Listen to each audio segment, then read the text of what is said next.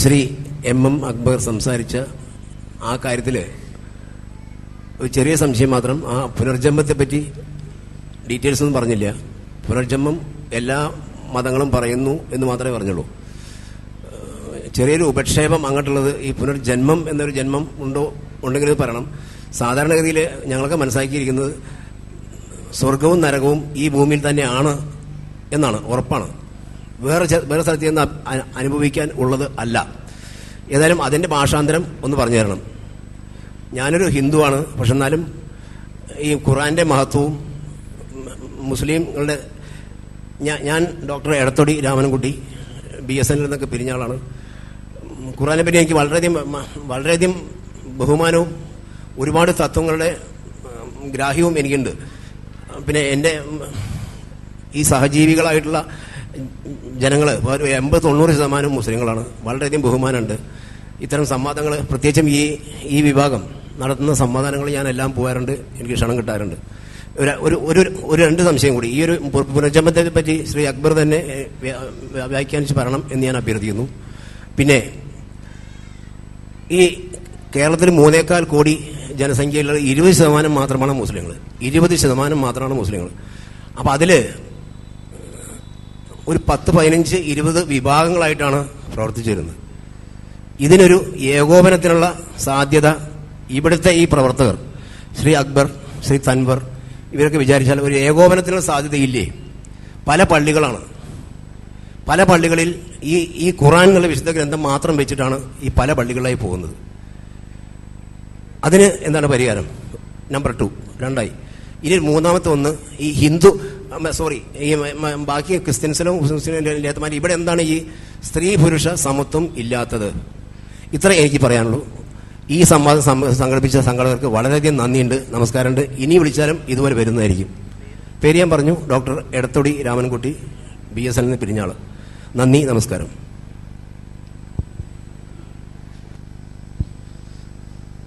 അസ്സലാമു അലൈക്കും വറഹ്മത്തുള്ളാഹി. ബിസ്മില്ലാഹിർ റഹ്മാനിർ റഹീം. അൽഹംദുലില്ലാഹി റബ്ബിൽ ആലമീൻ. സ്വലാത്തു വസ്സലാമു അലാ അഷ്റഫിൽ മുർസലീൻ വഅലാ ആലിഹി വസ്ഹബിഹി അജ്മഈൻ. അമ്മാ ബഅദ്. അഊദു ബില്ലാഹി മിനശ് ശൈത്വാനിർ റജീം. ബിസ്മില്ലാഹിർ റഹ്മാനിർ റഹീം. ഹുവല്ലദീ അർസല റസൂലഹു ബിൽ ഹുദാ വദീനിൽ ഹഖ് ലിയുദ്ഹിറഹു അലദ്ദീനി കുല്ലിഹി വലൗ കരിഹൽ മുശ്രികൂൻ. സഹോദരങ്ങളെ, വേദഗ്രന്ഥങ്ങളുടെ സന്ദേശം എന്ന വിഷയമാണ് ഇന്ന് ഈ സായാഹ്ന ചർച്ചയ്ക്ക് വേണ്ടി നമ്മുടെ മുന്നിൽ സമർപ്പിക്കപ്പെട്ടിട്ടുള്ളത്. സ്രഷ്ടാവും സംരക്ഷകനുമായ ഏകനായ ദൈവമാണ് ആരാധിക്കപ്പെടേണ്ടത് എന്നും അവൻ്റെ വിധിവിലക്കുകൾ അനുസരിച്ചാണ് മനുഷ്യരെല്ലാം ജീവിക്കേണ്ടത് എന്നും പഠിപ്പിക്കുന്നതിന് വേണ്ടിയാണ് ലോകത്തിൻ്റെ വ്യത്യസ്തങ്ങളായ ഭാഗങ്ങളിലേക്ക് ദൈവദൂതന്മാർ, പ്രവാചകന്മാർ നിയോഗിക്കപ്പെട്ടത് എന്നും ആ പ്രവാചകന്മാരെല്ലാം അടിസ്ഥാനപരമായി പഠിപ്പിച്ചത് മനുഷ്യരുടെ രക്ഷയെക്കുറിച്ച്, മനുഷ്യരുടെ സന്മാർഗത്തിൽ അധിഷ്ഠിതമായ ജീവിതത്തെക്കുറിച്ച് എല്ലാമായിരുന്നു എന്നും ആ പ്രവാചകന്മാരെല്ലാം മരണാനന്തര ജീവിതത്തിലെ മനുഷ്യർക്കുള്ള ശാശ്വത രക്ഷയെക്കുറിച്ച് പറഞ്ഞു തന്നിട്ടുണ്ട് എന്നും ഈ രക്ഷയിലേക്ക് നയിക്കുന്ന മാർഗങ്ങൾ പഠിപ്പിച്ചു കൊടുത്ത ദൈവദൂതന്മാരിൽ അന്തിമനാണ് മുഹമ്മദ് റസൂലുള്ളാഹി സ്വല്ലല്ലാഹു അലൈഹി വസല്ലമ എന്നും ഭാരതത്തിലേക്കും ഇസ്രായേലിലേക്കും ലോകത്തിൻ്റെ വ്യത്യസ്തങ്ങളായ ഭാഗങ്ങളിലേക്കുമെല്ലാം കടന്നു വന്ന പ്രവാചകന്മാരുടെ, ഋഷിമാരുടെ, അവർ പഠിപ്പിച്ച സന്ദേശങ്ങളുടെ പൂർണ്ണതയ്ക്ക് വേണ്ടി നിയോഗിക്കപ്പെട്ട മുഹമ്മദ് നബിയിലൂടെ അവതരിപ്പിക്കപ്പെട്ട അവസാനത്തെ വേദഗ്രന്ഥമാണ് മനുഷ്യരുടെ കൈകടത്തലുകൾ നടന്നിട്ടില്ലാത്ത പരിശുദ്ധ ഖുർആനെന്നും പരിശുദ്ധ ഖുർആനും പ്രവാചകന്റെ ജീവിതചര്യയും മനുഷ്യർക്ക് നന്മയെന്താണ് തിന്മയെന്താണ് എന്ന് വ്യക്തമായി വേർതിരിച്ച് കാണിച്ചു കൊടുക്കുന്നു എന്നും മരണാനന്തര ജീവിതത്തിലെ രക്ഷയാഗ്രഹിക്കുന്നവർ പരിശുദ്ധ ഖുർആനിൻ്റെ സന്ദേശം അനുധാവനം ചെയ്തുകൊണ്ട് ജീവിക്കുകയാണ് വേണ്ടത് എന്നുമുള്ള സന്ദേശങ്ങളാണ് വളരെ സംക്ഷിപ്തമായി ഇവിടെ സമർപ്പിക്കപ്പെട്ടിട്ടുള്ളത്. സൂചിപ്പിക്കപ്പെട്ടതുപോലെ തുറന്ന സംവാദത്തിന് വേണ്ടിയുള്ള അവസരമാണിത്. ബഹുമാന്യായ ഡോക്ടർ ഇവിടെ വളരെ പ്രസക്തമായ 3 ചോദ്യങ്ങളാണ് ഇവിടെ നമ്മുടെ മുന്നിൽ ഉന്നയിച്ചിട്ടുള്ളത്. ഒന്നാമതായി മരണാനന്തര ജീവിതത്തെക്കുറിച്ച് പറഞ്ഞു. തീർച്ചയായും നമ്മളെല്ലാം മനസ്സിലാക്കുന്നത് സ്വർഗവും നരകവുമെല്ലാം ഇവിടെ തന്നെയാണ് എന്നാണ്. ഇതിനപ്പുറത്ത് എന്താണ് വേദഗ്രന്ഥങ്ങൾ പറയുന്നത് എന്നാണ് ഡോക്ടർ ചോദിച്ചിട്ടുള്ളത്. സത്യത്തിൽ സ്വർഗവും നരകവുമെല്ലാം ഇവിടെ തന്നെയാണ് എന്ന ഒരു വീക്ഷണമാണ് ഭാരതീയരുടേത് എന്ന പൊതുവായൊരു ധാരണയുണ്ട്. സത്യത്തിൽ ജീവിതത്തിന്റെ രക്ഷയെയെല്ലാം വളരെ ഗൗരവത്തോടു കൂടി നോക്കിക്കാണാതിരിക്കുകയും ഈ ജീവിതം മാത്രമാണ് നമുക്കുള്ളത് എന്ന് വിചാരിക്കുകയും ഇവിടെ പരമാവധി ജീവിക്കുകയും സേവനം ചെയ്യുകയും ചെയ്താൽ മതി എന്ന് വിചാരിക്കുകയും ചെയ്യുന്ന ഒരു ജീവിത വീക്ഷണത്തിൻ്റെ സ്വാഭാവികമായ ഒരു പ്രതിഫലനമാണ് ഡോക്ടർ ഇവിടെ പറഞ്ഞിട്ടുള്ളത്. നമ്മൾ നന്മ ചെയ്തുകൊണ്ട് ഇവിടെ ജീവിക്കാം, സഹജീവികൾക്ക് നന്മ ചെയ്യാം. ഇതിൻ്റെ എല്ലാം ഫലം ഇവിടെ നിന്ന് തന്നെ അതിൻ്റെ ഫലമുണ്ടാകും, അതിൻ്റെ സ്വർഗമുണ്ടാകും, അതല്ലെങ്കിൽ അതിൻ്റെ നന്മയുണ്ടാകും. അതല്ലാതെ തിന്മകൾ ചെയ്ത് ജീവിച്ചാൽ ഇവിടെ നിന്ന് തന്നെ തിന്മയുണ്ടാകും എന്നുള്ളൊരു ബോധം സത്യത്തിൽ ഭാരതീയമായൊരു ചിന്തയല്ല. അത് പിൽക്കാലഘട്ടത്തിൽ വന്നതാണ്. ഞാൻ പറയുമ്പോൾ അത് ഞാൻ വെറുതെ പറയുന്നതല്ല. നമുക്ക് ഭാരതീയ ദർശനത്തിൽ വളരെ പിൽക്കാലഘട്ടത്തിലുണ്ടായ ഗ്രന്ഥമാണ് ഭഗവത്ഗീത. നമുക്കറിയാം, ഭാരതീയ ദർശനത്തിൽ വേദസംഹിതകളുണ്ട്, ഉപനിഷത്തുക്കളുണ്ട്, ആരണ്യകങ്ങളുണ്ട്, ബ്രാഹ്മണങ്ങളുണ്ട്, പുരാണങ്ങളുണ്ട്, ഇതിഹാസങ്ങളുണ്ട്. ആ ഇതിഹാസങ്ങൾ അവസാനം വരുന്നതാണ്. ഇതിഹാസങ്ങൾ സാധാരണക്കാരുടെ ഭാഷയിൽ വേദങ്ങളുടെ സന്ദേശങ്ങൾ പഠിപ്പിക്കുവാൻ വേണ്ടിയുള്ളതാണ് എന്ന് പണ്ഡിതന്മാർ വിശദീകരിക്കും. വളരെ പിൽക്കാലഘട്ടത്തിലുണ്ടായതാണ് ഇതിഹാസങ്ങൾ എന്നതിൻ്റെ ഭാഷ പരിശോധിച്ചാൽ തന്നെ മനസ്സിലാക്കാൻ കഴിയും. ഈ ഇതിഹാസങ്ങളിൽ ഒരെണ്ണത്തിൻ്റെ മഹാഭാരതത്തിൻ്റെ ഭാഗമായി കടന്നു വരുന്നതാണ് ഭഗവത്ഗീത. ഭഗവത്ഗീതയിൽ നമ്മൾ നമ്മുടെ ജീവിതത്തിൻ്റെ ലക്ഷ്യവുമായി ബന്ധപ്പെട്ടുള്ള ഭാരതീയ ദർശനം എന്താണ് എന്ന് മനസ്സിലാക്കുന്നതിന് വേണ്ടിയാണ് ഞാൻ സൂചിപ്പിക്കുന്നത്. ഈ ഭഗവത്ഗീതയിൽ നമുക്കറിയാമല്ലോ ഗീതയുടെ പശ്ചാത്തലം, ഞാനത് വിശദീകരിക്കുന്നില്ല. യുദ്ധത്തിന് വേണ്ടി തയ്യാറായി നിൽക്കുന്ന അർജുനന്റെ തേര് തെളിച്ചു കൊണ്ടിരിക്കുന്ന ശ്രീകൃഷ്ണൻ. ആ ശ്രീകൃഷ്ണൻ യുദ്ധത്തിൽ നിന്ന് പിന്നോട്ട് പോകുന്ന, യുദ്ധത്തെ രംഗത്ത് എതിർപക്ഷത്ത് നിൽക്കുന്ന ഗുരുക്കന്മാരെയും സഹോദരങ്ങളെയും കുടുംബക്കാരെയും കണ്ടുകൊണ്ട് ഞാൻ യുദ്ധത്തിനില്ല എന്ന് പറഞ്ഞ് തിരിച്ചു പോകാൻ ഒരുങ്ങി നിൽക്കുന്ന അർജുനന് നൽകുന്ന ഉപദേശങ്ങളാണ് ഭഗവത്ഗീതയുടെ ഉള്ളടക്കം. ഗീതയിൽ ആ ഉപദേശങ്ങൾക്കിടയിൽ ശ്രീകൃഷ്ണൻ പറയുന്ന ഒരു വാക്ക് വളരെ ശ്രദ്ധേയമാണ്. 2-ാമത്തെ അധ്യായത്തിൽ നമുക്ക് കാണാൻ കഴിയും. ശ്രീകൃഷ്ണൻ പറയാണ്, ഹതോവ പ്രാപ്സസി സ്വർഗം ജിതോവ ബോക്ഷസേ മഹീം തസ്മാദുത്തിഷ്ഠ കൗന്ദേയ യുദ്ധായ കൃത നിശ്ചയ. എന്താണ് ഇവിടെ ഭാരതീയമായ പിൽക്കാലഘട്ടത്തിൽ പോലും വളരെ അവസാനമുണ്ടായത് എന്ന് വിചാരിക്കാൻ കഴിയുന്ന ഗ്രന്ഥങ്ങളിൽ ഒന്നായ ഗീതയിൽ പോലും പറയുന്ന സന്ദേശം എന്താണ് എന്ന് നമുക്ക് ഇതിൽ നിന്ന് മനസ്സിലാക്കാൻ കഴിയും. ഹതോവ പ്രാപ്സസി സ്വർഗം. അർജുനനോട് ശ്രീകൃഷ്ണൻ ഉപദേശിച്ചു കൊടുക്കുകയാണ്. എന്താ ഉപദേശിക്കുന്നത്? ഹതോവ പ്രാപ്സസി സ്വർഗം. ഈ യുദ്ധത്തിൽ അഥവാ നീ മരണപ്പെട്ടാൽ നീ സ്വർഗത്തിലേക്ക് പോകും. നീ മരണപ്പെട്ടാൽ നീ സ്വർഗത്തിലേക്ക് പോകും. ജിതോവ ബോക്ഷസേ മഹീം. നീ അഥവാ വിജയിച്ചാലോ, നീ ഇവിടെ വിജയിച്ചു പോയാലോ, നീ യുദ്ധത്തിൽ വിജയിച്ചാലോ നിനക്ക് ഭരണാധികാരം ലഭിക്കും. തസ്മാദുത്തിഷ്ഠ കൗന്ദേയ യുദ്ധായ കൃത നിശ്ചയ. അതുകൊണ്ട് കൗന്ദേയ, അതുകൊണ്ട് അർജുന, നിന്റെ വർണ്ണധർമ്മമാണ് യുദ്ധം. ആ യുദ്ധത്തിന് വേണ്ടി നീ തയ്യാറാകണം. യുദ്ധത്തിന് പ്രചോദിപ്പിച്ചുകൊണ്ട് ശ്രീകൃഷ്ണൻ അർജുനനോട് മരണപ്പെട്ടാൽ സ്വർഗമാണ് ലഭിക്കുക എന്ന പ്രലോഭനം പറയുന്നുണ്ടെങ്കിൽ അക്കാലഘട്ടത്തിൽ ഭാരതത്തിലുണ്ടായിരുന്ന വീക്ഷണം എന്താണ് എന്ന് നമുക്ക് മനസ്സിലാക്കാൻ പ്രയാസമൊന്നുമില്ല. ഈ ജീവിതത്തിൽ തന്നെയല്ല എന്ന് വളരെ കൃത്യമായി മനസ്സിലാകുന്നു. മാത്രമല്ല, ഭാരതീയ ദർശനത്തിൽ ഏറ്റവും അടിസ്ഥാനപരമായ ഗ്രന്ഥങ്ങൾ വേദസംഹിതകളാണ്. ആ വേദസംഹിതകളോട് അനുബന്ധമായി വരുന്നതാണല്ലോ ഉപനിഷത്തുകൾ. അതൊന്നും ഡോക്ടർക്ക് ഞാൻ പറഞ്ഞു കൊടുക്കേണ്ട കാര്യമില്ല. തീർച്ചയായും അങ്ങനെ ഈ ഉപനിഷത്തുക്കളെല്ലാം മരണാനന്തര ജീവിതത്തെ നൽകുന്ന സന്ദേശം എന്താണ് എന്നത് പ്രസക്തമാണ്. നമുക്ക് നിഷേധിക്കാം, നമുക്ക് അത് ഇല്ല എന്ന് വിചാരിക്കാം. പക്ഷേ യഥാർത്ഥത്തിൽ എന്താണ് വസ്തുത എന്ന് നമ്മൾ പരിശോധിക്കേണ്ടതുണ്ട്. കഠോപനിഷത്തിലെ പ്രമേയം പലപ്പോഴും ഏറെ ചർച്ച ചെയ്യപ്പെട്ടിട്ടുള്ളതാണ്. നചികേതസ് എന്ന ബാലൻ യമദേവനുമായി നടത്തുന്ന സംഭാഷണമാണ് കഠോപനിഷത്തിന്റെ പ്രമേയം.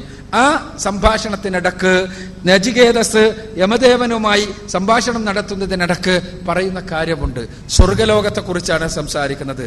സ്വർഗേ ലോകേ ന ഭയം കിഞ്ചനാസ്തി ന തത്രുത്വം ന ജരയാഭിവേദി ഉഭേ തീർത്വാശനായ പിപാസേ ശോകാദി മോദതേ സ്വർഗലോകേ.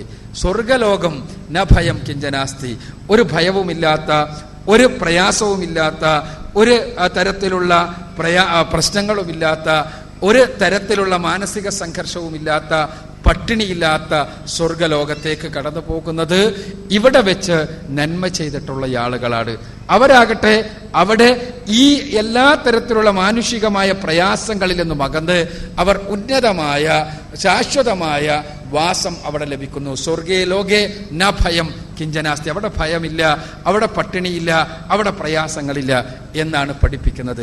ഇത് ഉപനിഷത്തുകൾ രചിക്കപ്പെടുന്നത് ഏകദേശം വേദസംഹിതകളുടെ കാലത്തിന് ശേഷമാണ് എന്ന് പണ്ഡിതാഭിപ്രായം. അതെന്താകട്ടെ, ഇവിടെ ഞാൻ സൂചിപ്പിക്കുന്നത് ഭാരതീയമായി പുരാണ കാലഘട്ടത്തിൽ നിലനിന്നിരുന്നത് സ്വർഗലോകമുണ്ട് എന്നുള്ള വിശ്വാസം തന്നെയാണ് എന്നാണ് ഇത് വ്യക്തമാക്കുന്നത്. സ്വർഗത്തെക്കുറിച്ച് മാത്രമല്ല, നരകത്തെക്കുറിച്ച്, അന്ധകാരമയമായ യമലോകത്തെക്കുറിച്ചുള്ള ധാരണകൾ പുരാണങ്ങളിൽ വളരെ വളരെ വിശദമായി വിശദീകരിക്കുന്നു. പുരാണങ്ങളിൽ മാത്രമല്ല, യഥാർത്ഥത്തിൽ ഉപനിഷത്തുകളിൽ തന്നെ നമുക്ക് കാണാൻ കഴിയും. ഉപനിഷത്തുക്കൾ എന്ന് പറയുമ്പോൾ ഉപനിഷത്തുക്കളാണ് ഭാരതീയ ദർശനത്തിന്റെ ദാർശനിക ഭാവം പ്രകടിപ്പിക്കുന്ന ഗ്രന്ഥങ്ങൾ. ഉപനിഷത്തുക്കളിൽ ഏറ്റവും ചെറിയ ഉപനിഷത്താണ് ഈശാവാസ ഉപനിഷത്ത്. ഈശാവാസ്യ ഉപനിഷത്തിനെ കുറിച്ച് പറയുക, ഈശാവാസ്യം പഠിച്ചു കഴിഞ്ഞാൽ വേദങ്ങളുടെ സത്ത ലഭിച്ചു എന്നാണ് പണ്ഡിതന്മാർ സൂചിപ്പിക്കാറുള്ളത്. ഈശാവാസ്യ ഉപനിഷത്തിൽ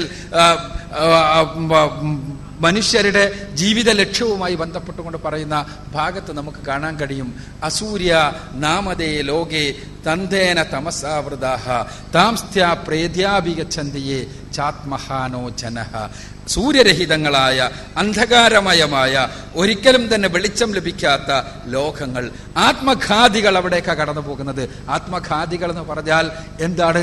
ആത്മാവിനെ മനസ്സിലാക്കാതെ, ഞാൻ എന്തിനാ ഇവിടെ ജീവിക്കുന്നതെന്ന് മനസ്സിലാക്കാതെ, സ്വന്തം ഇവിടെ ജന്തുവിനെ പോലെ തന്നെ തിന്നുകയും കുടിക്കുകയും രസിക്കുകയും രമിക്കുകയും എല്ലാം ചെയ്യൽ മാത്രമാണ് ഇവിടുത്തെ ജീവിതമെന്ന് വിചാരിച്ചുകൊണ്ട് ജീവിക്കുന്ന ആളുകളില്ലേ, അവർ ആത്മഘാതികളാണ്, സ്വന്തത്തെ മനസ്സിലാക്കാത്തവരാണ്, സ്വന്തം ആത്മാവിന്റെ മഹത്വം തിരിച്ചറിയാത്ത ആളുകളാണ്. അവർ കടന്നു പോകുന്നത്, അവർ പോകാനിരിക്കുന്നത് ഈ സൂര്യരഹിതമായ ലോകത്തേക്കാണ് എന്നാണ്. ഇവിടെ മാത്രമല്ല, ഈശാവാസ്യ ഉപനിഷത്ത് പലതവണ ഇക്കാര്യം പറയുന്നത് കാണാൻ കഴിയും. അത് നമുക്ക് വളരെ കൃത്യമായി ഈശാവാസ്യ ഉപനിഷത്തിന്റെ മാത്രമല്ല മറ്റ് ഉപനിഷത്തുകളിലും ബ്രാഹ്മണങ്ങളിലുമെല്ലാം മരണാനന്തരമുള്ള സ്വർഗ നരകങ്ങളെ കുറിച്ചുള്ള പരാമർശങ്ങൾ നമുക്ക് കാണാൻ സാധിക്കും. എന്നാൽ പിൽക്കാലഘട്ടത്തിൽ ഇവിടെ സൂചിപ്പിക്കപ്പെട്ടതുപോലെ വർണ്ണാശ്രമ വ്യവസ്ഥ വ്യാപകമായ സന്ദർഭത്തിൽ അതിന്റെ അടിസ്ഥാനത്തിൽ പുനർജന്മ സിദ്ധാന്തം, ഇവിടെ തന്നെ പുനർജനിച്ചു കൊണ്ടിരിക്കുന്നു എന്നുള്ളൊരു സിദ്ധാന്തം രൂപവൽക്കരിക്കപ്പെടുകയാണ് ചെയ്തത്. അതിനുശേഷമാണ് ഇത്തരത്തിലുള്ള ചിന്തകൾ കടന്നു വന്നത് എന്ന് നമുക്ക് കാണാൻ സാധിക്കും. ഇത് ഞാൻ സൂചിപ്പിക്കുമ്പോൾ മരണാനന്തര ജീവിതത്തെക്കുറിച്ച് ഡോക്ടർ ഇവിടെ പറഞ്ഞതുപോലെ, ഡോക്ടർ തന്നെ ഇവിടെ വേദങ്ങളുടെ അടിത്തറയിൽ എന്താണ് എന്ന് ചോദിച്ചല്ലോ, അതിന്റെ അടിസ്ഥാനത്തിലാണ് പറയുന്നത്.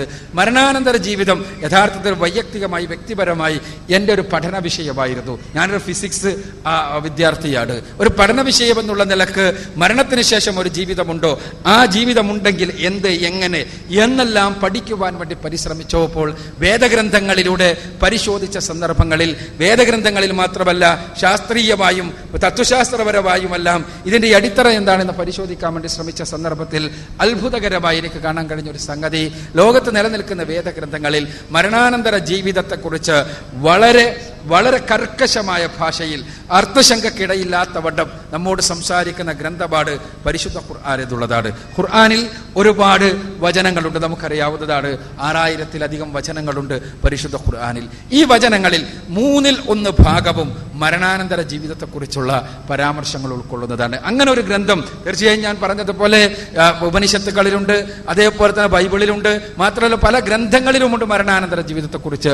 പക്ഷേ ഇങ്ങനെ എക്സ്റ്റൻസീവായി മരണാനന്തര ജീവിതത്തെ ചർച്ച ചെയ്ത ഒരു ഗ്രന്ഥത്തെ നമുക്ക് കാണാൻ കഴിയില്ല. പരിശുദ്ധ ഖുർആനിൽ മരണാനന്തര ജീവിതത്തെ ചോദ്യം ചെയ്യുന്ന ആളുകൾ, മരണത്തിന് ശേഷം ഒരു ജീവിതമോ എന്ന് ചോദിക്കുന്ന ആളുകൾ, അത്തരം ഒരു ജീവിതത്തെ നിഷേധിക്കുന്ന ആളുകൾ, അവർക്കുള്ള മറുപടി മുതൽ ആരംഭിക്കുന്നു പരിശുദ്ധ ഖുർആനിലെ വചനങ്ങൾ. പരിശുദ്ധ ഖുർആൻ ചോദിക്കുകയാണ്, അയഹ്സബുൽ ഇൻസാന അല്ലൻ നജ്മഅ ഇളാമ ബലാ ഖാദിരീന അലാ അൻ നുസവ്വിയ ബനാന. അവർ വിചാരിക്കുന്നുണ്ടോ മരിച്ച് ഒന്നുമില്ലാതായി മാറിയതിനു ശേഷം വെറും പൊടികളായി തീർന്നതിന് ശേഷം അവരെ പുനരുജ്ജീവിപ്പിക്കാൻ നമുക്ക് സാധ്യമല്ല എന്ന സ്രഷ്ടാവിന്റെ സംസാരമാണ് ഖുർആനിലുള്ളത്. പടച്ചവനാണ് മനുഷ്യരോട് സംസാരിക്കുന്നത് ഖുർആനിലൂടെ. മനുഷ്യരോട് പടച്ചവൻ ചോദിക്കുക, അവർ വിചാരിക്കുന്നുണ്ടോ, മനുഷ്യർ കരുതുന്നുണ്ടോ എല്ലിൻ കഷ്ടങ്ങളും പൊടി പടലങ്ങളുമായി മാറിക്കഴിഞ്ഞതിന് ശേഷം, വെറും ഒരു ചാരമായി തീർന്നതിന് ശേഷം അവരെ പുനരുജ്ജീവിപ്പിക്കാൻ സാധ്യമല്ല എന്ന് അവർ കരുതുന്നുണ്ടോ? എന്നിട്ട് ഖുർആൻ ആ ചോദ്യത്തിന് ഖുർആൻ തന്നെ പടച്ച തമ്പുരാന്റെ ഭാഷയിൽ മറുപടി നൽകുന്നു. ബലാ ഖാദിരീന അലാ അൻ നുസവ്വിയ ബനാന. എന്നാൽ നിങ്ങൾ അറിയുക, നിങ്ങളുടെ വിരൽത്തുമ്പുകളെപ്പോലും അതേപോലെ പുനഃസൃഷ്ടിക്കുവാൻ സർവ്വലോകരക്ഷിതാവായ തമ്പുരാന് സാധിക്കും. വിരൽത്തുമ്പുകളെപ്പോലും അതേപോലെ പുനഃസൃഷ്ടിക്കുവാൻ എന്നെ വല്ലാതെ ചിന്തിപ്പിച്ചൊരു വചനപാടിത്. ആ ചിന്തിപ്പിച്ച വചനം എന്ന് പറയാൻ കാരണം, വിരൽത്തുമ്പുകളെപ്പോലും അതേപോലെ പുനഃസൃഷ്ടിക്കാനെന്ന് 14 നൂറ്റാണ്ടുകൾക്ക് മുമ്പുള്ള നിരക്ഷരനായ ഒരു മനുഷ്യരാണ് ലോകത്തിന്റെ മുന്നിൽ ഈ വചനം ഓതിക്കേൾപ്പിക്കുന്നത്. ഡോക്ടർക്ക് അറിയാലോ, വിരൽത്തുമ്പുകളെ കുറിച്ചുള്ള നമ്മുടെ പഠനം ആരംഭിച്ചത് 19-ാം നൂറ്റാണ്ടിന്റെ തുടക്കത്തിൽ മാത്രമാണ്. 20-ാം നൂറ്റാണ്ടിലാണ് വിരൽത്തുമ്പുകളെ കുറ്റാന്വേഷണ ശാസ്ത്രത്തിന്റെ ക്രിമിനോളജിയുടെ ഒരു ഭാഗമായി നമ്മൾ തെരഞ്ഞെടുത്തത്. തമ്പ് ഇംപ്രഷൻ ഒരു സയൻസായി മാറിയത് 20-ാം നൂറ്റാണ്ടിന്റെ തുടക്കത്തിലാണ്.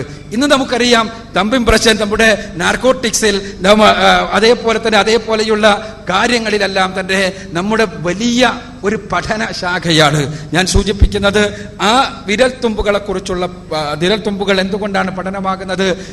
ഈ ലോകത്ത് ജീവിക്കുന്ന 700 കോടി മനുഷ്യന്മാർ അല്ല, ലോകത്ത് ഇതുവരെ ജീവിച്ച കോടാനുകോടി മനുഷ്യന്മാർ, അവരുടെ മുഴുവനും വിരൽത്തുമ്പുകൾ വ്യത്യസ്തമാണ് എന്ന് ഇന്ന് നമുക്കറിയാം. എന്തുകൊണ്ടാ വ്യത്യസ്തത? സർവ്വലോകരക്ഷിതാവായ തമ്പുരാന്റെ സൃഷ്ടി വൈഭവം എന്ന് പറയാനേ നമുക്ക് നിർവാഹമുള്ളൂ.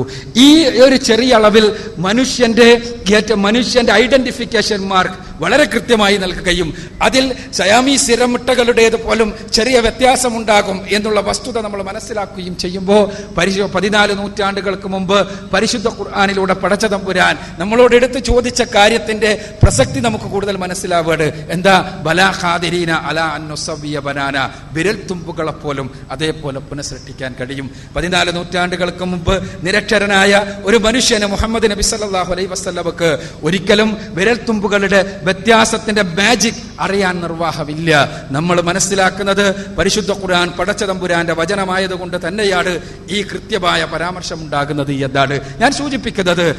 ഇന്ന് നമുക്കറിയാലോ, ഇന്ന് നമ്മൾ ക്ലോണിങ്ങിന്റെ യുഗത്തിൽ ജീവിക്കുന്ന ആളുകളാണ്. പടച്ചവന്റെ ആ അവകാശവാദത്തിന്റെ പ്രസക്തി എത്രത്തോളം ഇതെന്ന് നമുക്കറിയാം. ഒരു കോശമുണ്ടെങ്കിൽ, നമ്മുടെ ശരീരത്തിലെ ഒരു കോശം വേണ്ട, ഒരു DNA തന്മാത്രയുണ്ടെങ്കിൽ നമ്മെപ്പോലെ പുനഃസൃഷ്ടിക്കാൻ കഴിയും എന്ന് ശാസ്ത്രജ്ഞന്മാർ ചിന്തിക്കുന്ന ഒരു കാലഘട്ടത്തിൽ മനുഷ്യർ എല്ലും തോലുമായി കഴിഞ്ഞാൽ, പൊടിപടലങ്ങളായി കഴിഞ്ഞാൽ അതേപോലെ പുനഃസൃഷ്ടിക്കാൻ കഴിയില്ല എന്ന വാദം അപ്രസക്തമാണ് എന്ന പരിശുദ്ധ ഖുർആനിന്റെ വചനം 14 നൂറ്റാണ്ട് മുമ്പത്തെ വചനം ഇപ്പോഴും പ്രസക്തമാവുകയാണ്. ഞാൻ സൂചിപ്പിക്കുന്നത്, ഖുർആൻ ഇങ്ങനെ മരണാനന്തര ജീവിതത്തെ നിഷേധിക്കുന്ന ആളുകൾക്കുള്ള മറുപടി മുതൽ, മരണാനന്തര ജീവിതത്തിൽ എന്തൊക്കെ സംഭവിക്കാൻ പോകുന്നു എന്നത് മുതൽ ഉള്ള കാര്യങ്ങൾ വളരെ എക്സ്റ്റൻസീവായി വിശദീകരിച്ച് സംസാരിക്കുന്ന ഗ്രന്ഥമാണ് പരിശുദ്ധ ഖുർആൻ എന്ന് നമുക്ക് കാണാൻ കഴിയും. ഡോക്ടറോട് ഈ വിഷയത്തെക്കുറിച്ച് സംശയം പ്രകടിപ്പിച്ച വ്യക്തി എന്നുള്ള നിലക്ക് ഒരു ചോദ്യോത്തരത്തിന്റെ പരിധിയിൽ നിന്നുകൊണ്ട് ഖുർആനിന് ഈ വിഷയത്തിൽ എന്തൊക്കെ പറയാനുണ്ട് എന്ന് വിശദീകരിക്കാൻ കഴിയാത്തത് കൊണ്ട് തന്നെ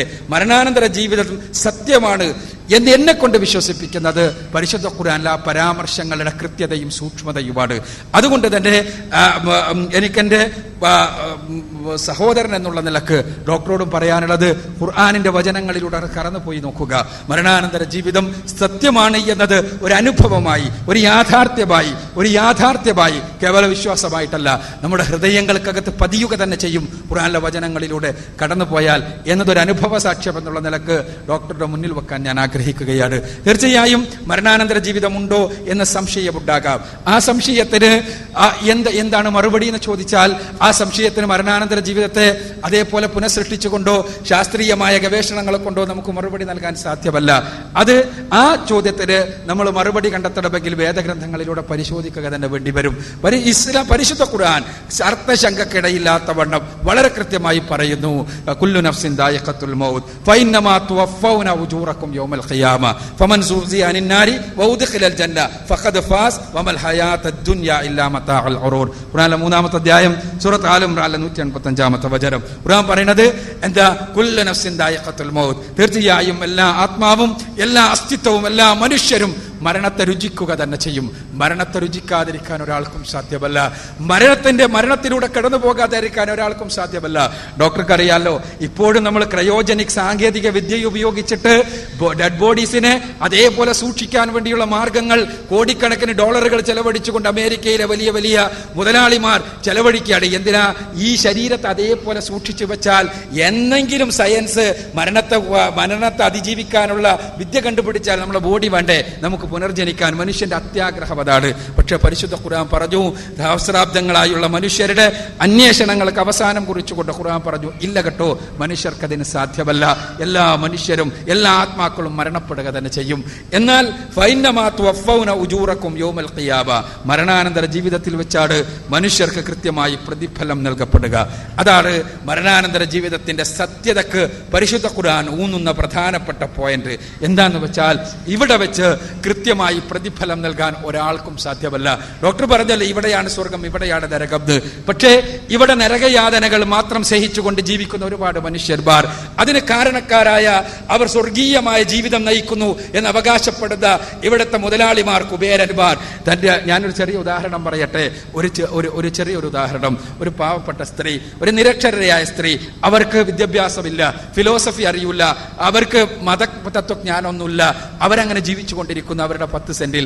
എന്നാൽ അടുത്ത അയൽവാസിയായി കുബേരനായ മനുഷ്യൻ, സാമ്പത്തികമായി വലിയ ആൾ, അധികാരമുള്ളയാൾ, സ്വാധീനമുള്ളയാൾ, ആ മനുഷ്യൻ ഇവളെ പീഡിപ്പിക്കുന്നു, പ്രയാസപ്പെടുത്തുന്നു, അവളെ പല രൂപങ്ങളിൽ പ്രയാസപ്പെടുത്തുന്നു.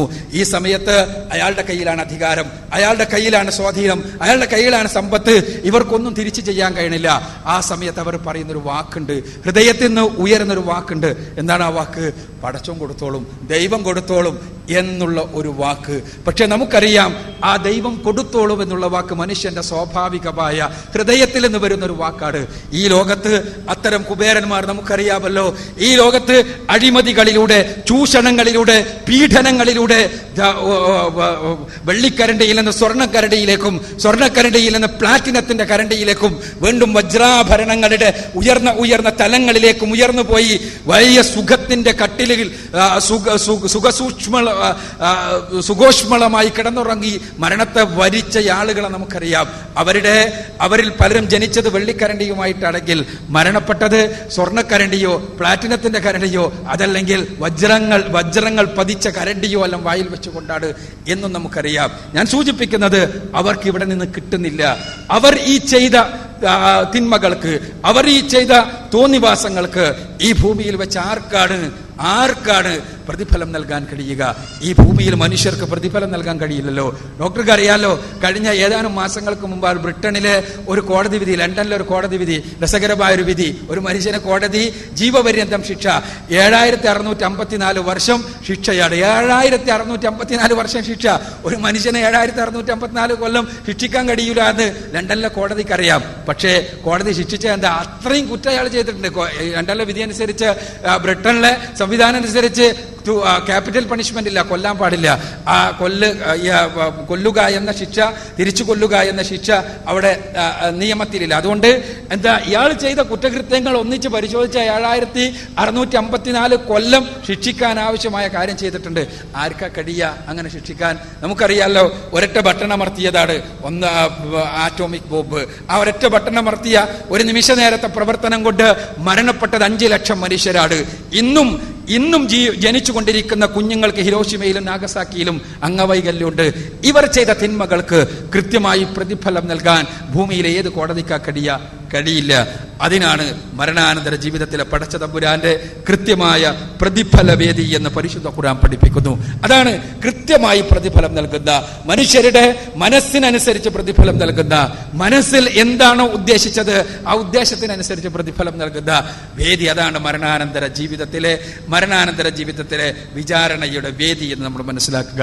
നമ്മുടെ ഹൃദയങ്ങൾക്കകത്ത് ഒളിപ്പിച്ചു വെച്ച്, നമ്മുടെ ഹൃദയങ്ങൾക്കകത്ത് സ്വാർത്ഥമായ താല്പര്യങ്ങൾ ഒളിപ്പിച്ചു വെച്ച് സേവനത്തിന്റെ സേവനത്തിന്റെ പുറംമൂടിയുമായി നടക്കുന്ന ഒരുപാട് ആളുകളെ ഒരുപാട് ആളുകളുണ്ട്. അവരെ കുറിച്ച് പലപ്പോഴും ലോകം അവർ ജീവിച്ചിരുന്ന സമയത്ത് അവർക്ക് എല്ലാ തരത്തിലുമുള്ള പൂമാലകൾ നൽകുകയാണ് ചെയ്തത്. എന്തിനായിരുന്നു അവർ അത് ചെയ്തത് എന്ന് ചിലപ്പോൾ ചരിത്രത്തിൽ പിൽക്കാലഘട്ടത്തിൽ അറിയപ്പെട്ടു, അല്ലെങ്കിൽ അറിയപ്പെട്ടില്ല. അതേപോലെ തന്നെ ഈ ലോകത്ത് സേവനങ്ങൾക്ക് വേണ്ടി മാത്രം ജീവിച്ച് മനുഷ്യരുടെ നന്മകൾക്ക് വേണ്ടി മാത്രം പരിശ്രമിച്ച് മരണപ്പെട്ടു പോയ ആളുകൾ, അവർക്ക് ഇഹലോകത്ത് വെച്ച് നമ്മൾ നൽകിയത് മുൾക്കിരീടവും മരക്കുരിശും പ്രയാസങ്ങളും കല്ലേറുകളും ആരോപണങ്ങളുമല്ല. അവർക്കെല്ലാം പ്രതിഫലം ലഭിക്കുന്ന ഒരു വേദിയില്ലെങ്കിൽ തീർച്ചയായും മനുഷ്യജന്മത്തിന് അർത്ഥമില്ല എന്നാണ് വരിക. ഞാൻ വിശദീകരിക്കുകയല്ല. പരിശുദ്ധ ഖുർആൻ വളരെ കൃത്യമായി ഇക്കാര്യം പറഞ്ഞു എന്ന് മാത്രമേ ഉള്ളൂ. ഫമൻ വിജയം വേണോ? വിജയിക്കുന്നവർ ഈ ലോകത്ത് വിജയിച്ചവരല്ല, മറിച്ച് കർമ്മങ്ങൾ നല്ല സതുദ്ദേശത്തോടു കൂടി കർമ്മങ്ങൾ ചെയ്തുകൊണ്ട് പടച്ചതമ്പുരാന്റെ പ്രതിഫലം ലഭിച്ച് മരണാനന്തര ജീവിതത്തിൽ നരകത്തിൽ നിന്ന് രക്ഷപ്പെട്ട സ്വർഗപ്രവേശത്തിന് അർഹരായവരാണ് വിജയിച്ചവർ എന്ന് പരിശുദ്ധ ഖുർആൻ സംസാരിക്കുകയാണ്. ചുരുക്കത്തിൽ വേദഗ്രന്ഥങ്ങൾ എല്ലാം അടിസ്ഥാനപരമായി സ്വർഗനരകങ്ങളെ, മരണാനന്തരമുള്ള സ്വർഗനരകങ്ങളെ കുറിച്ച് പറയുന്നു. പരിശുദ്ധ ഖുർആൻ വളരെ കൃത്യമായി മരണാനന്തര ജീവിതത്തിന്റെ സത്യതയെ ഊന്നിപ്പറയുകയും അത് സമർത്ഥിക്കുകയും അവിടെ എന്ത് സംഭവിക്കും എന്ന് കൃത്യമായി പഠിപ്പിക്കുകയും ചെയ്യുന്നു. നമസ്കാരത്തിന്റെ സമയമായതുകൊണ്ട് താൽക്കാലികമായി അവസാനിപ്പിക്കുകയാണ്. ഡോക്ടറുടെ തന്നെ 2 ചോദ്യങ്ങൾ ബാക്കിയുണ്ട്. ഒരല്പം നീണ്ടുപോയത് തീർച്ചയായും ഈ വിഷയമായതുകൊണ്ട് ആ വിഷയത്തിൽ ഒരല്പം ചർച്ച ചെയ്യാനുള്ളത് കൊണ്ടാണ്. ക്ഷമിക്കണമെന്ന് അഭ്യർത്ഥിച്ചുകൊണ്ട് നമസ്കാരത്തിന് വേണ്ടി പിരിയുകയാണ്. അസ്സലാമു അലൈക്കും.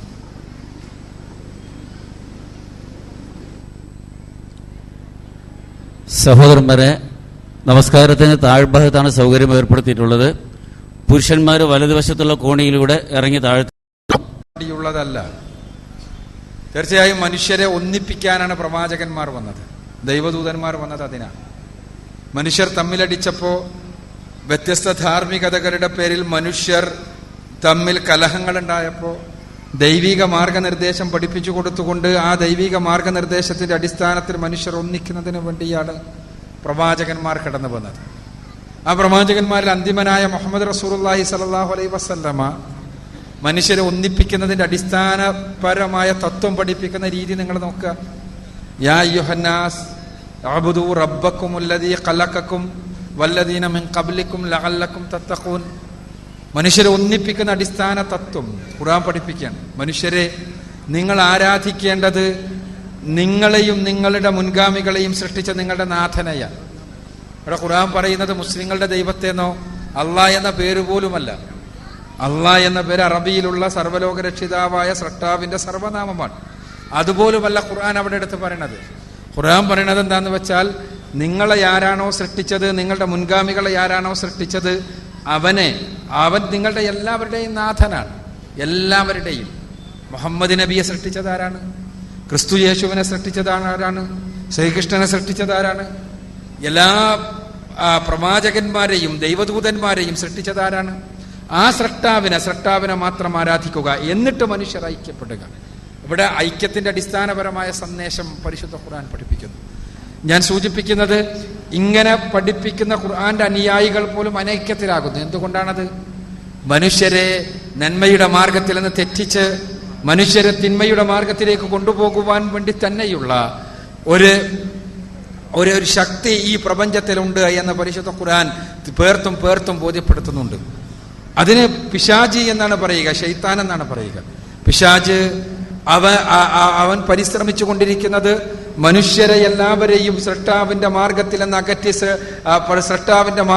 അകറ്റി ശാശ്വതമായ രക്ഷയിലേക്ക് മനുഷ്യർ പോകുന്നതിന് പകരം ശാശ്വതമായ ശിക്ഷയിലേക്ക് മനുഷ്യർ പോകണമെന്ന് ആഗ്രഹിച്ചുകൊണ്ട് പണിയെടുത്തുകൊണ്ടിരിക്കുന്ന മനുഷ്യരുടെ ബദ്ധശത്രുവായ പിശാച്. ആ പിശാച് തീർച്ചയായും പ്രവർത്തിച്ചു കൊണ്ടിരിക്കുന്നുണ്ട്. അതുകൊണ്ടാണ് പ്രവാചകന്മാർ പഠിപ്പിച്ച ആദർശത്തിൽ നിന്ന് പിൽക്കാലഘട്ടത്തിൽ മനുഷ്യർ വഴിതെറ്റിപ്പോയത്. അതുകൊണ്ടാണ് വ്യത്യസ്ത മതസമൂഹങ്ങളെല്ലാം ഉണ്ടായി വന്നത്. എന്തുകൊണ്ടാണ്? പ്രവാചകന്മാരെല്ലാം പഠിപ്പിച്ചത് അടിസ്ഥാനപരമായ ഒരേ ആദർശമാണ് എന്ന് നമ്മൾ മനസ്സിലാക്കി. എങ്കിൽ പിന്നെ എന്തുകൊണ്ടാണ് വ്യത്യസ്ത മതസമൂഹങ്ങൾ ഉണ്ടായത് എന്ന ചോദ്യത്തിനുള്ള ഉത്തരം, പ്രവാചകന്മാരെല്ലാം പഠിപ്പിച്ച ആദർശത്തിലൂടെ മനുഷ്യർ പോയാൽ അവർ ശാശ്വതമായ രക്ഷയിലേക്കാണ് എത്തുക. അവരെ ശിക്ഷയുടെ മാർഗത്തിലേക്ക് വഴിതെറ്റിച്ചു കൊണ്ടുപോകുക എന്നത് തന്റെ ജീവിത ലക്ഷ്യമായി ഏറ്റെടുത്തിട്ടുള്ള പിശാച്, ആ പിശാച് മനുഷ്യരെ വഴിതെറ്റിക്കാൻ വേണ്ടി ശ്രമിച്ചു എന്നാണ് ഉത്തരം. ഇതേപോലെ തന്നെ പിശാചിന്റെ പണി മുഹമ്മദ് നബി സല്ലല്ലാഹു അലൈഹി വസല്ലമയോട് കൂടി അവസാനിച്ചിട്ടില്ല. മുഹമ്മദ് നബി സല്ലല്ലാഹു അലൈഹി വസല്ലമ തീർച്ചയായും മുസ്ലിങ്ങൾ അഭിസംബോധന ചെയ്തുകൊണ്ട് പറഞ്ഞു, മുൻപുള്ളവർ ഭിന്നിച്ചതുപോലെ നിങ്ങളും ഭിന്നിക്കും. മുൻപുള്ള സമുദായങ്ങൾ ഭിന്നിച്ചതുപോലെ, മുമ്പുള്ള ജനതതികൾ ഭിന്നിച്ചതുപോലെ നിങ്ങളും ഭിന്നിക്കും. അതിന് ആ സമയത്ത് നിങ്ങൾ രക്ഷയുടെ മാർഗത്തിൽ തന്നെ യാകുന്നതിന് ഒരൊറ്റ മൂലിയുണ്ട്. അതെന്താണ്? ഞാൻ നിങ്ങളിൽ രണ്ട് കാര്യങ്ങൾ നിങ്ങളെ ഏൽപ്പിച്ചുകൊണ്ടാണ് പോകുന്നത്. നിങ്ങൾ രണ്ട് കാര്യങ്ങൾ ഞാൻ ഏൽപ്പിക്കുന്നു. തറക്തു ഫീക്കും അംറൈനി ലൻ തളില്ലു മാ തമസ്സക്തും ബിഹിമാ കിതാബുല്ലാഹി വസുന്നത്തി റസൂലിഹി. നിങ്ങൾ ആ രണ്ട് കാര്യങ്ങൾ മുറുകെ പിടിച്ചു കഴിഞ്ഞാൽ നിങ്ങൾ ഭിന്നിക്കില്ല, നിങ്ങൾ ശിഥിലീകരിക്കില്ല, നിങ്ങൾ വഴി തെറ്റിപ്പോവില്ല. രണ്ട് കാര്യങ്ങൾ എന്താണ്? ഒന്ന് ദൈവവചനമാണ്, പരിശുദ്ധ ഖുർആൻ. മറ്റൊന്ന് പ്രവാചകന്റെ ജീവിതചര്യയാണ്. ഇവ രണ്ടും മുറുകെ പിടിച്ചുകൊണ്ട് ജീവിക്കുക എന്നുള്ളതാണ് മുസ്ലിങ്ങളോട് പ്രവാചകൻ നൽകിയ ഉപദേശം. പക്ഷേ ഡോക്ടർ തന്നെ നിരീക്ഷിച്ചതുപോലെ, ഡോക്ടറെ പോലെയുള്ള സുഹൃത്തുക്കൾ, പുറമെ നിന്നുള്ള സുഹൃത്തുക്കൾ നിരീക്ഷിക്കുന്നത് പോലെ മുസ്ലിം സമുദായം ഖുർആനും സുന്നത്തും ഖുർആനും നബിചര്യയുമെല്ലാം ഒന്നാണ് എന്ന് പറയുകയും എന്നാൽ ഭിന്നിക്കുകയും ചെയ്യുന്നു. വ്യത്യസ്ത വിഭാഗങ്ങളാകുന്നു. ഈ വിഭാഗങ്ങളാകുന്നതിന് അടിസ്ഥാനപരമായ കാരണം ഖുർആനിൽ നിന്ന് വ്യതിചലിക്കുന്നതാണ്. അതേപോലെ തന്നെ നബിയുടെ ചര്യയിൽ നിന്ന് വ്യതിചലിക്കുന്നതാണ്. ഖുർആനിനെയും നബിചര്യയെയും എനിക്ക് വെളിച്ചമായി ഉപയോഗിക്കേണ്ടവനാണ് ഞാൻ. ഓരോ മുസ്ലിം എന്ന് പറഞ്ഞാൽ എനിക്ക് വെളിച്ചമായിട്ടാണ് ഖുർആനെയും നബിചര്യയും ഉപയോഗിക്കേണ്ടത്. എൻ്റെ താല്പര്യങ്ങൾക്ക് വേണ്ടി അതിനെ ഉപയോഗിക്കുമ്പോൾ ഞാൻ വഴിതെറ്റിപ്പോവുകയാണ്. അങ്ങനെയാണ് ഭിന്ന വിഭാഗങ്ങൾ ഉണ്ടാകുന്നത്. ഞാൻ എൻ്റെ ജീവിതത്തിൽ ഓരോ കാര്യത്തിനുമുള്ള ഖുർആനിൽ നിന്നുള്ള നബിചര്യയിൽ നിന്നുള്ള വെളിച്ചം സ്വീകരിക്കുമ്പോൾ എൻ്റെ ജീവിതം നന്നാകുന്നു. എന്നാൽ എൻ്റെ താല്പര്യത്തിന് വേണ്ടി ഖുർആനിനെയും നബിചര്യയെയും ഞാൻ ഉപയോഗപ്പെടുത്തുമ്പോൾ എൻ്റെ താല്പര്യത്തിനനുസരിച്ച് അവ ദുർവ്യാഖ്യാനിക്കപ്പെടുന്ന അവസ്ഥയുണ്ടാകുന്നു. ലോകത്ത് ഭീകരവാദം പരിശുദ്ധ ഖുർആനെ ദുർവ്യാഖ്യാനിച്ചുകൊണ്ട് നിലനിൽക്കുന്നു. ലോകത്ത് അന്ധവിശ്വാസങ്ങൾ ഖുർആനിനെ ദുർവ്യാഖ്യാനിച്ചുകൊണ്ട് നിലനിൽക്കുന്നു.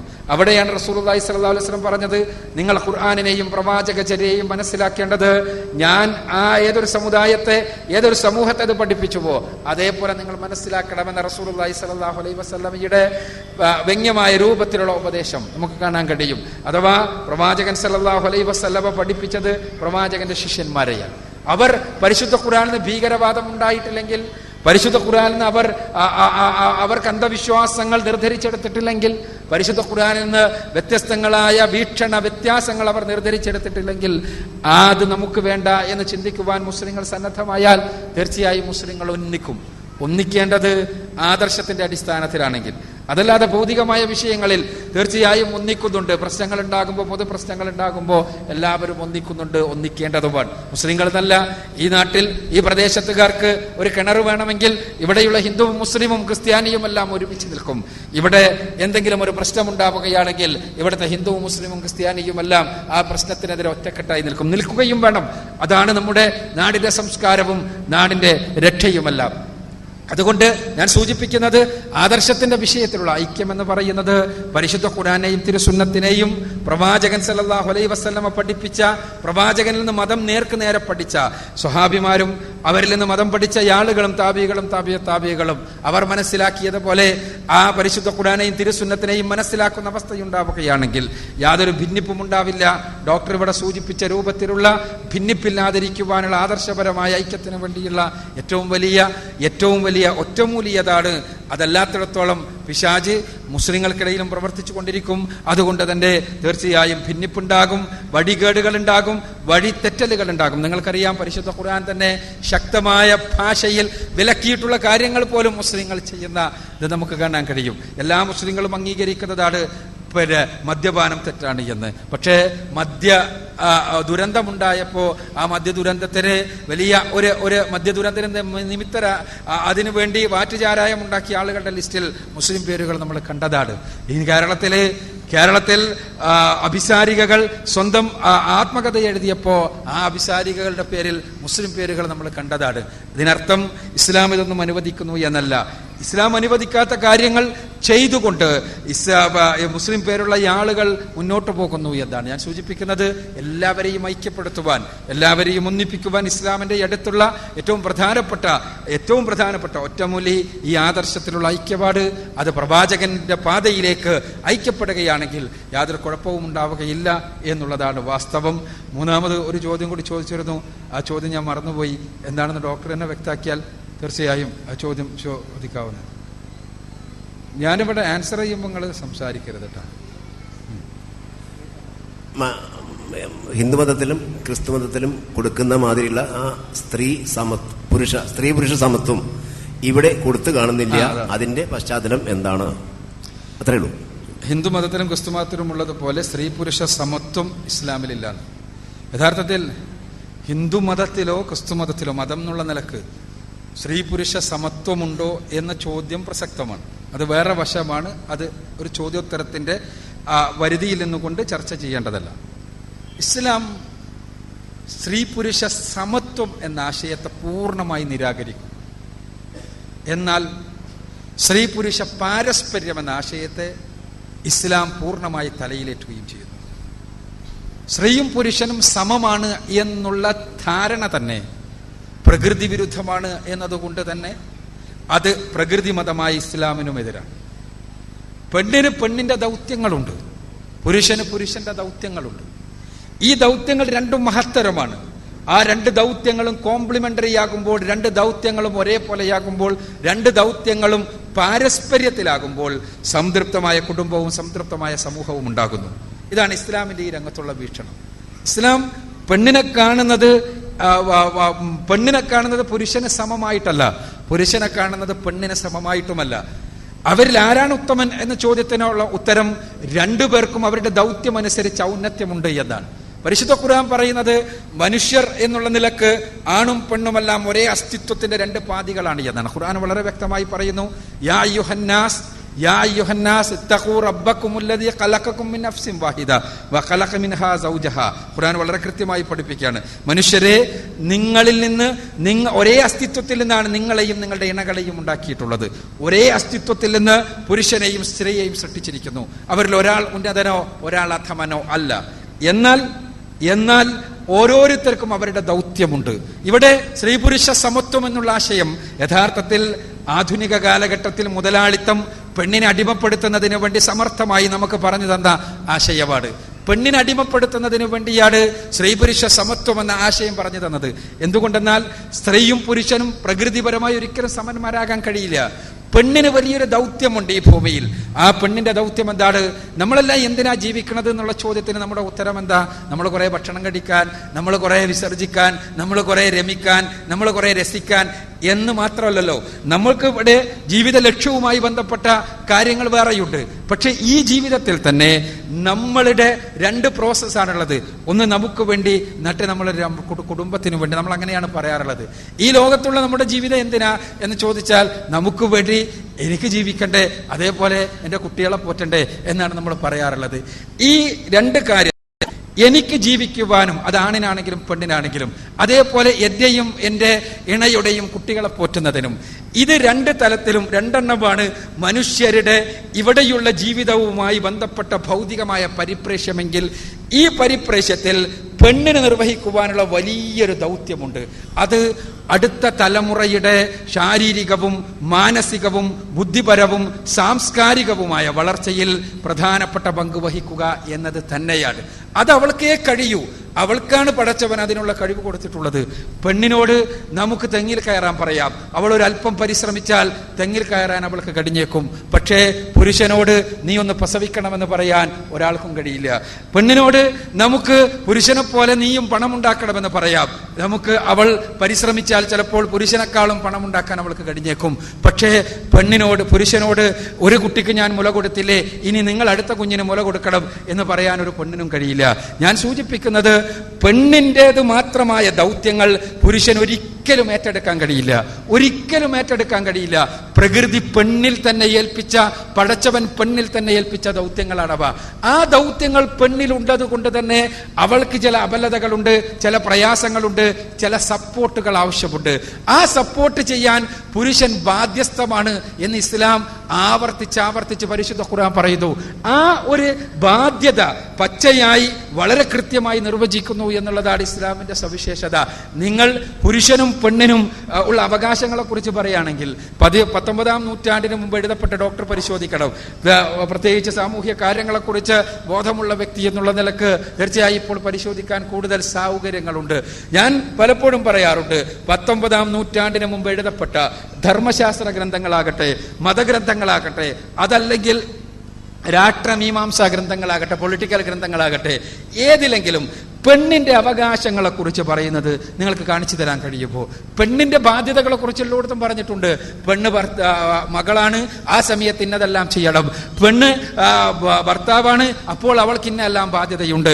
പെണ്ണ് മാതാവാണ്, അപ്പോൾ ഇതെല്ലാം ബാധ്യതയുണ്ട്. പെണ്ണ് അതേപോലെ തന്നെ മുത്തശ്ശിയാകുമ്പോൾ ഇന്ന ബാധ്യതയുണ്ട്. ബാധ്യതകളെ കുറിച്ച്, ഉത്തരവാദിത്തങ്ങളെ കുറിച്ച് പലരും പറഞ്ഞു പോയിട്ടുണ്ട്. പക്ഷെ പരിശുദ്ധ ഖുർആൻ അവിടെ വേറിട്ട് നിൽക്കുന്നു.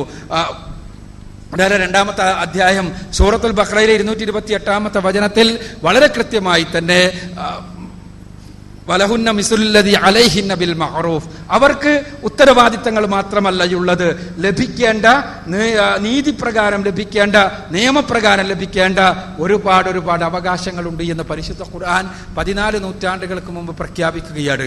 അവകാശങ്ങൾ പറയുമ്പോൾ ഞാൻ പറയുന്നത് പെണ്ണിന്റെ അവകാശങ്ങളിൽ ഒന്നാമതായി ഖുർആൻ പറയുന്നത് ജനിക്കാനുള്ള അവകാശമാണ്. ജനിക്കാനുള്ള അവകാശം എന്ന് പറയുമ്പോൾ ഇപ്പോഴും ഈ ആധുനിക കാലഘട്ടത്തിലും എനിക്ക് ചോദിക്കാൻ കഴിയും, ഈ മോഡേൺ സൊസൈറ്റി പെണ്ണിന് ജനിക്കാൻ അവകാശം നൽകുന്നുണ്ടോ എന്ന്. ഇന്ന് നമ്മുടെ ഇന്ത്യ രാജ്യത്ത് 1000 പുരുഷന്മാരുള്ളിടത്ത് 996 സ്ത്രീകളാണ് എന്നാണ് പൊതുവായ കണക്ക്. 998, 996. യഥാർത്ഥത്തിൽ നോർമൽ ഡെലിവറി നടക്കുന്ന ഒരു സ്ഥലത്ത് തീർച്ചയായും 1000 പുരുഷന്മാരുണ്ടെങ്കിൽ 1008നും 1016നും അടക്കം സ്ത്രീകൾ ഉണ്ടാകണം എന്നതാണ് ശാസ്ത്രീയമായ കണക്ക്. എന്തേ ഇവിടെ പെണ്ണുങ്ങളുടെ എണ്ണം കുറഞ്ഞു പോയി എന്ന ചോദ്യത്തിനുള്ള ഉത്തരം ഫീമെയിൽ ഇൻഫന്റിസൈഡ് എന്നാണ്. അഥവാ കുഞ്ഞുങ്ങളെ പെൺകുട്ടിയാണെങ്കിൽ ജനിക്കാൻ പോലും അനുവദിക്കാത്ത കശ്മലത.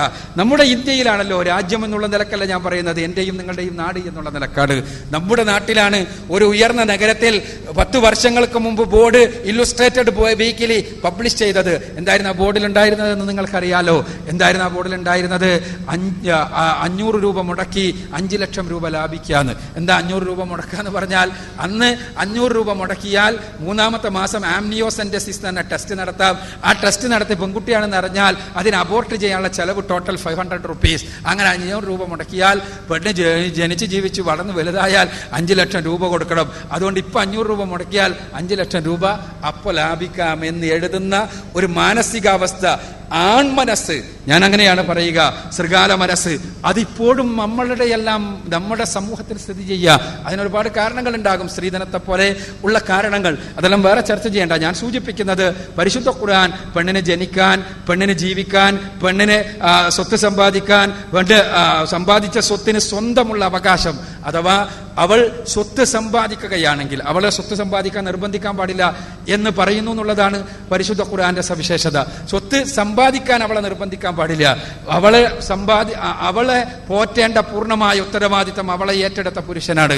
അങ്ങനെ അഥവാ അവൾ സ്വമനസാലെ സമ്പാദിക്കുന്ന സ്വത്താണെങ്കിൽ ആ സ്വത്തിൽ ഒരു നായാ പൈസക്ക് പോലും പുരുഷൻ അവകാശമില്ല, ഒരാൾക്കും അവകാശമില്ല അവൾക്കല്ലാതെ എന്നാണ് ഇസ്ലാം പഠിപ്പിക്കുന്നത്. അതേസമയം പുരുഷൻ സമ്പാദിക്കുന്ന സ്വത്തിൽ പെണ്ണിന് അവകാശമുണ്ട്, മക്കൾക്ക് അവകാശമുണ്ട് താനും. ഇങ്ങനെ അതേപോലെ തന്നെ അനന്തരാവകാശത്തിനുള്ള അവകാശം, ഇങ്ങനെ ഓരോ ലെവലിലുമുള്ള അവകാശങ്ങൾ പരിശുദ്ധ ഖുർആൻ, റസൂലുള്ളാഹി സ്വല്ലല്ലാഹു അലൈഹി വസല്ലമയുടെ വചനങ്ങൾ വളരെ കൃത്യമായി പഠിപ്പിക്കുകയാണ്. അതേസമയം പെണ്ണിന് നൽകേണ്ട സ്ഥാനം, പെണ്ണിന് നൽകേണ്ട സ്ഥലത്ത് പെണ്ണിന് നൽകണം എന്ന് പഠിപ്പിക്കുന്നതോടൊപ്പം പെണ്ണിനെ ചൂഷണം ചെയ്യാൻ അനുവദിച്ചുകൂടാ എന്ന് ഇസ്ലാം പഠിപ്പിക്കുന്നു.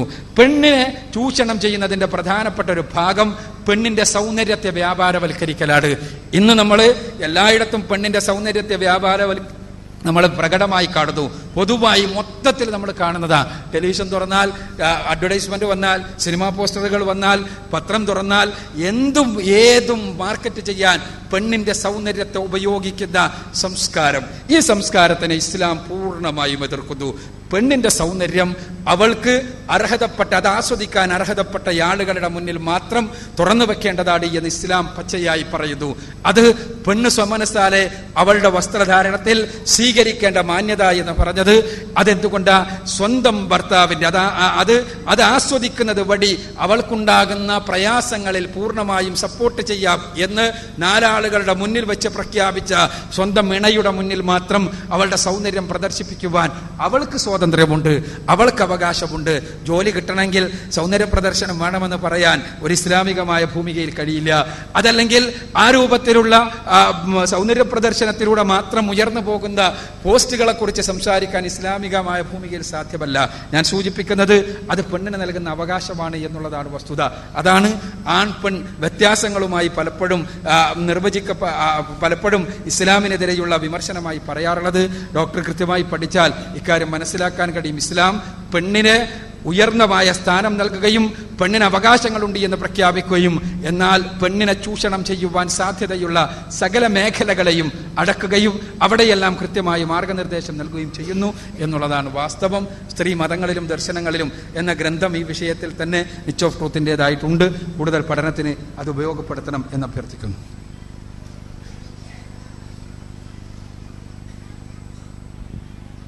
KL 52 B 982 Wagon R red colour car wrong സൈഡിലാണ് നിർത്തിയിട്ടിരിക്കുന്നത്. അതിന് ഉടമസ്ഥൻ എത്രയും പെട്ടെന്ന് അവിടെ നിന്ന് മാറ്റി നിർത്തണമെന്ന് അഭ്യർത്ഥിക്കുന്നു. ചോദ്യം ചോദിക്കാനുള്ള അവസരമാണ്. എൻ്റെ ഈ 3 ചോദ്യങ്ങൾക്കും തൃപ്തിയായിട്ടുള്ള മറുപടി പറഞ്ഞ ശ്രീ അക്ബറിന് ഇതിൻ്റെ ഡയറക്ടറായിട്ട് ദീർഘകാലം തുടരാൻ ആശംസ കൊടുക്കുന്നു. വളരെ ബുദ്ധിപൂർവ്വം അദ്ദേഹം ഈ 3 എണ്ണത്തിന് മറുപടി പറഞ്ഞു. പ്രത്യേകിച്ച് 3-ാമത്തെ ചോദ്യം, അതിന് വളരെ ക്ലാരിറ്റി കിട്ടി. ക്ലാരിറ്റി നമ്മൾ സമ്മതിക്കുന്ന കാര്യമാണത്. പിന്നെ ഇതിൻ്റെ ബൈ പ്രൊഡക്റ്റ് ഈ ഖുർആൻ പുസ്തകം എനിക്കിവിടെ തന്നിട്ടുണ്ട്. അത് കുറച്ചുകൂടി പഠിക്കാനുള്ള പ്രചോദനം തന്നു എന്നുള്ളതാണ്. നന്ദി, നമസ്കാരം.